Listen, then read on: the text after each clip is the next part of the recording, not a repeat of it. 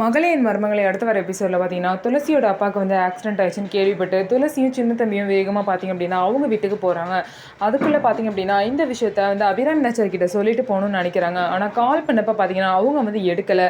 அதனால் அவசர அவசரமாக துளசி வந்து அவங்க வீட்டுக்கு போயிட்டாங்க. வீட்டுக்கு போனதுக்கப்புறம் அவங்க அப்பாவை விசாரிக்கும் போது பெரிய அடிலாம் ஒன்றும் இல்லைம்மா, நான் எப்படியோ கீழே விழ போனேன், எப்படியோ தப்பிச்சிட்டேன் அப்படின்னு சொல்லிட்டு அவங்க அப்பா வந்து சொல்கிறாரு. அதுக்கப்புறம் சரி நாங்கள் கிளம்புறோம்னு சொல்லிட்டு துளசி வந்து சொல்கிறாங்க. அதுக்கு வந்து இருமா இருந்துட்டு போன்னு சொல்கிறாங்க. இல்லை நான் அத்தை கிட்ட கூட சொல்லாமல் தான் வந்திருக்கேன், நான் போயிட்டு வரேன்னு சொல்லிட்டு துளசியும் வந்து கிளம்புறாங்க. இதுக்கப்புறம் அவங்க வீட்டில் உள்ள சூடாமணி, அதுக்கப்புறம் சூடாமணி கூட சேர்ந்து சில பேர் பார்த்தீங்க அப்படின்னா இந்த மாதிரி இவங்க 2 பேரும் தனியாக வெளியே போயிருக்காங்க. அதுவும் அபிராமி நச்சர் கிட்ட கூட சொல்லாமல் போயிருக்காங்க. இப்போ வந்து இவங்களை வந்து நம்ம என்ன பண்ணணும் அப்படின்னா ஆளுங்களை வச்சு கடத்தி ஒரு இடத்துல அடைச்சி வச்சுட்டோம் அப்படின்னா ஒரு வாரத்துக்கு இப்படி பண்ணிட்டோம்னா இவங்களை 2 பேருமே பார்த்தீங்கன்னா இங்கே உள்ள எல்லாருமே தப்பாக பேசுவாங்க, அதுதான் நமக்கு வேணும் அப்படின்னு சொல்லிட்டு இந்த மாதிரி ஒரு மோசமான வேலையை பார்த்தீங்கன்னா சூடாமணியும் அவளோட ஆளுங்களும் செய்வாங்க.